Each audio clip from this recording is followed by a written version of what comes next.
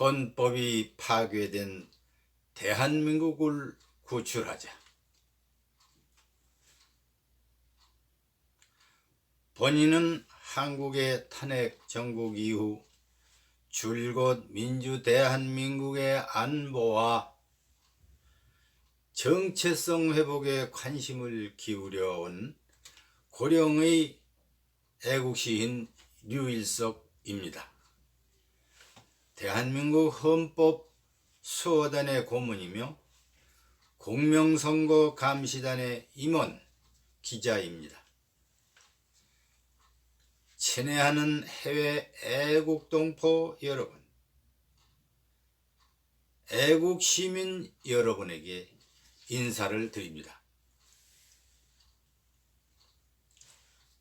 우리 한민족 동포는 70년 전 세계 제2차 대전에서 일본 제국주의가 미국의 원자탄을 맞고 무조건 항복함으로써 8.15 광복을 맞이하였습니다. 한국은 일본의 침략 정책으로 영토와 주권을 1910년 한일 합방이란 이름으로 나라를 빼앗기는 처참한 지경이 되었습니다. 주권을 잃은 백성이 당하는 서름을 우리 민족은 누천년간 겪으면서도 당파 싸움에 눈이 어두워 국권을 상실하고는 땅을 치고 한탄해도 각성하지 못하고 실패를 거듭하곤 했지요. 일본 치하에서 나라를 되찾기 위해 피눈물을 흘리며 저항 투쟁하여 왔지요. 그런데 1945년 해방은 우리 자력이 아닌 미국의 승전으로 인한 수동적 해방이었음을 우리는 자성해야 되겠습니다.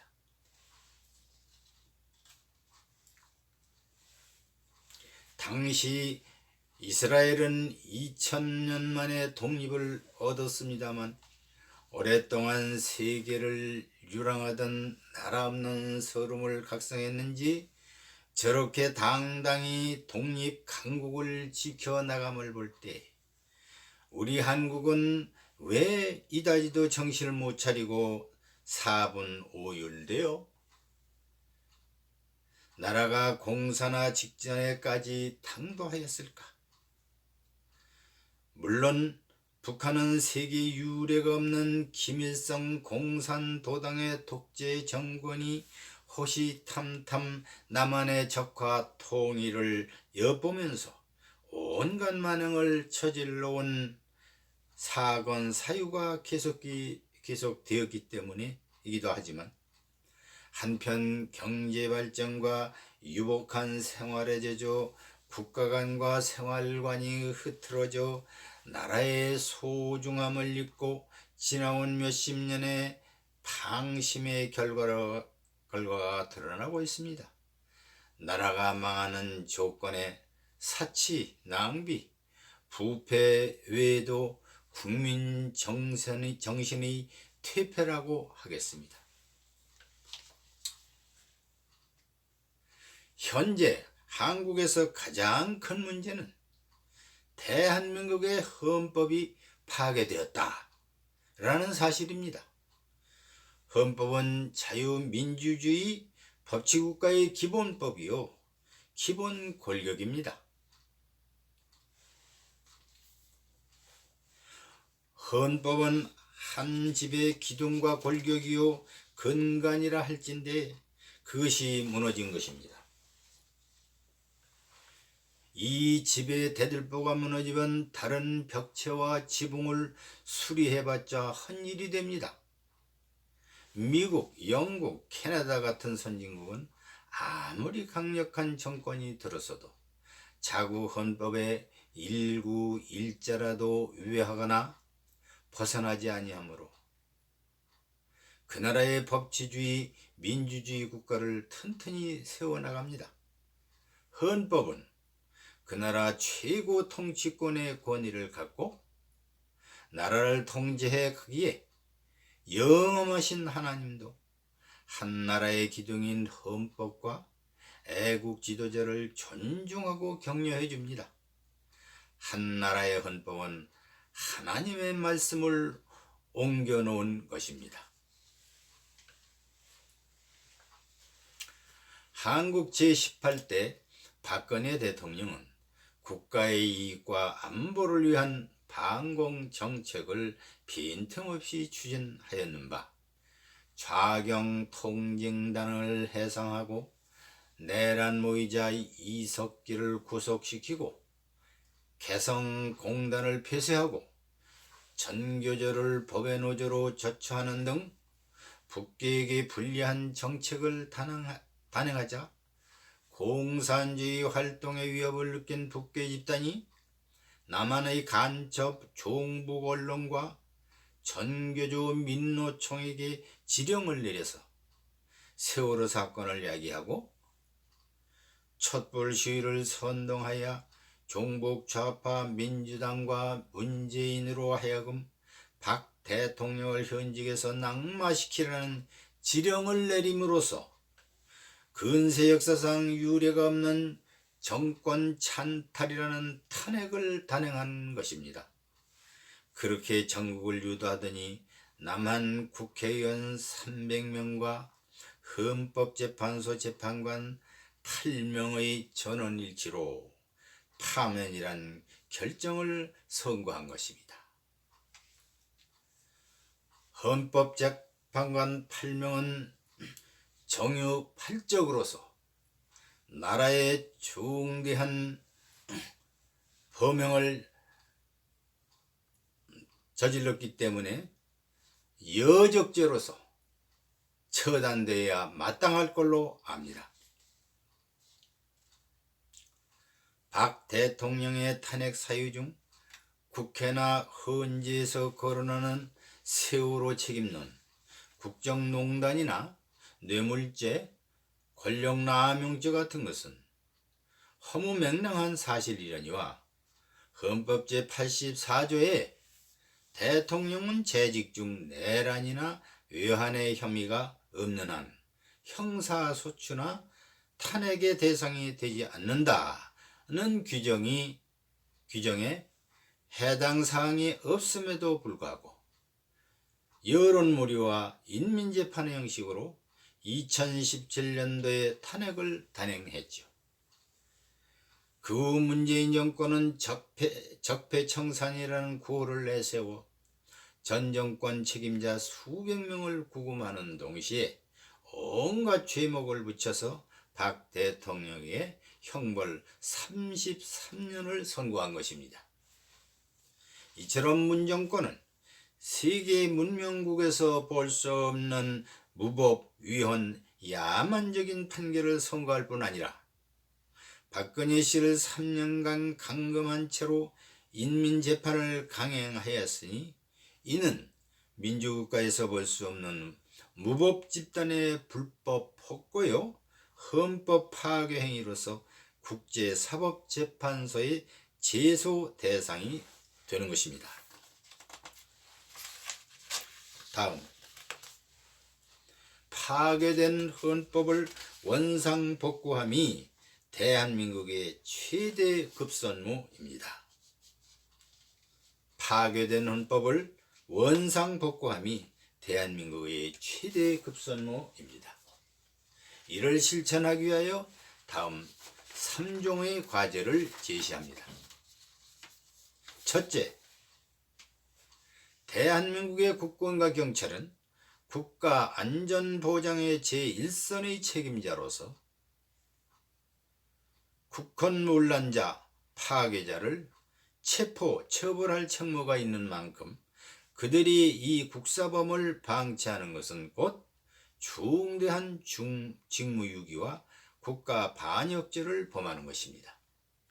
그런즉 국군과 경찰은 국헌문란으로 국가를 파괴하는 자에 대하여 생명을 걸고 대적하여 나라를 구출할 사명이 있고, 이를 위해서는 현 집권 세력의 명령계통을 무시하고 소기의 임무를 수행할 당위성이 존재하는 것입니다. 둘째, 한미 상호 방위 유지하기 위하면 한국의 영토와 국권을 침탈 파괴할 목적으로 외적 공산군 등이 공격해오면 이를 섬멸하기 위하여 미군을 즉각 투입하여 그들을 퇴치하기로 약속한 것이므로 태극기 애국 국가 중심 세력은 미국 정부에 요청하여서 적군을 퇴치할 연합군을 편성함으로써 문재인 정권과 공산 주사파 세력을 몰아낼 수가 있습니다. 다행히 도널드 트럼프 미국 대통령은 철저한 자유민주주의 선봉장으로서 세계 평화 구축에 앞장서고 있으니만큼 우리는 천우 신조를 얻었다 하겠습니다. 셋째, 현 정국을 타파하는 방안으로 일부 정치인들이 탄핵의 강을 넘어가자 또는 탄핵의 고를 덮고 가자는 등 망발을 일삼고 있어요. 헌법이 파괴되어 국가의 기본 틀이 무너졌는데 무너진 폐허를 뛰어넘어갈 수가 있습니까?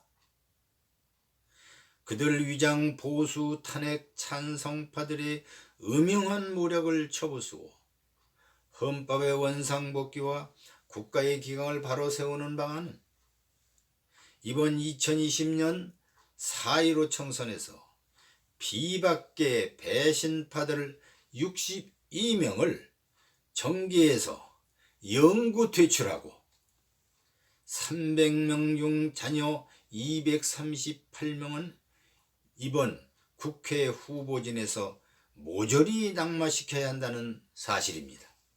왜 낙마시켜야 하는가? 헌법 제84조를 파기한 국회와 헌법재판소의 위헌 사실, 즉 국헌이 파괴된 사건에 대하여 어느 정치인도 국사에 책임있는 국가기관으로서 전 국민에게 서명 사과한 사실이 없었으니만큼 그들은 국민을 조롱하고 국사를 농단한 직무유기 반역죄를 범한 까닭입니다. 다음, 기미 독립선언서에서 오늘의 대한민국 재건국의 기틀을 찾아봅니다. 기미 독립선언서에서 오늘의 대한민국 재건국의 기틀을 찾아봅니다. 1. 우리는 자유수화의 혈맹인 미국이 세계 1등국으로 건재하면서 우리를 응원하고 유엔 참전국 16개국이 아직도 우리를 외호하고 있으니 우리는 아무 주저할 것 없으며 아무 기탄할 것도 없도다. 1. 신천지가 자유 대한민국의 안전에 전개되도다. 우리 태극기 대한국민은 오직 전도의 광명으로 맺진할 따름인저. 1. 이승만 건국 대통령의 기독교 입국론으로 출발한 대한민국은 반공 멸공의 정신으로 재건국하여 하나님이 보호하사 만만세로다. 만세! 만세! 만세! 2020년 3월 10일 지산 류일석.